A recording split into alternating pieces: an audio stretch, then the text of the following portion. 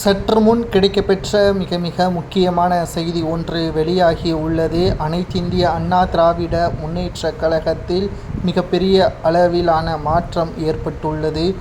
பன்னீர்செல்வம் கையில் வந்த அதிகாரங்கள் தேர்தல் ஆணையமும் உயர் நீதிமன்றமும் ஓபிஎஸ்ஸிற்கு சாதகமான தீர்ப்பை வழங்க உள்ளதாக பன்னீர்செல்வத்தின் வழக்கறிஞர் ராம்குமார் அவர்கள் அதிகாரப்பூர்வமான அறிவிப்பை வெளியிட்டிருக்கிறார்.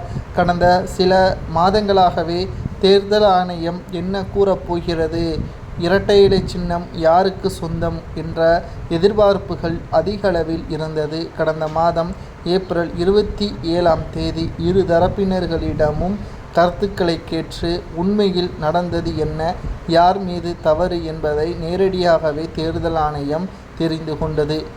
எடப்பாடி பழனிசாமியின் சார்பாக சி.வி. சண்முகமும் பன்னீர்செல்வத்தின் சார்பாக வழக்கறிஞர் ராம்குமார் மற்றும் பன்னீர்செல்வத்தின் மகன் ரவீந்திரநாத் இதில் ஒட்டுமொத்தமான பிரச்சனைகள் பற்றியான தெளிவை ஏற்படுத்தினார்கள். இதனால் திராவிட முன்னேற்றக் கழகத்தை தோற்கடிப்பதுதான் அதிமுகவின் குறிக்கோளாக இத்தனை ஆண்டுகள் இருந்தது. ஆனால் ஓபிஎஸ் எடப்பாடி பிரச்சனையில் எடப்பாடி பழனிசாமி அவர்கள் தொண்டர்களிடம் கூறியது ஓபிஎஸ்ஸை மன்னிக்கக்கூடாது, ஓபிஎஸ்ஸிற்கு எந்த ஒரு பதவியும் வழங்கக்கூடாது, அவரை மீண்டும் கட்சியில் இணைக்கக்கூடாது என்பதை மட்டும்தான் முனைப்பாக வைத்திருந்தார். சில கொள்கைகளையும் சட்டதிட்டங்களையும் எடப்பாடி தனக்கு சாதகமாக மாற்றிக்கொண்டுதான் பொதுச்செயலாளர் பதவியை பெற்றுக்கொண்டார். இதுதான் மக்களிடமும் தொண்டர்களிடமும் எடப்பாடி செய்த துரோகம் என்பதை பன்னீர்செல்வத்தின் வழக்கறிஞர் ராம்குமார் அவர்கள் ஆதாரத்துடன் தேர்தல் ஆணையத்திடம் கொடுத்துள்ளார். தேர்தல் ஆணைய அதிகாரி கடந்த 2 வாரங்களாக இதை சரிபார்த்து உண்மையை கண்டறிந்துள்ளார்கள்.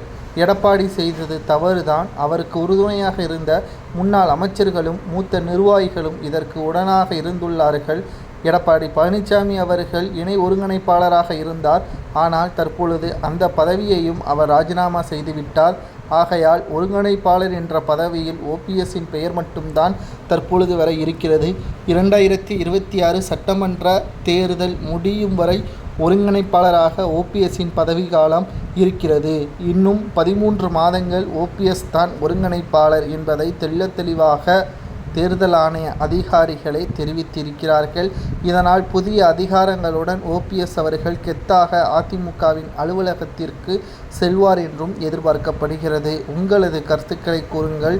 தேர்தல் ஆணையம் கூறியது சரியா, அல்லது எடப்பாடி பழனிசாமியே அதிமுகவின் தலைமை பொறுப்பேற்று சிறப்பாக வழிநடத்தலாமா என்பதை கமெண்ட் வாயிலாக மறக்காமல் கூறுங்கள்.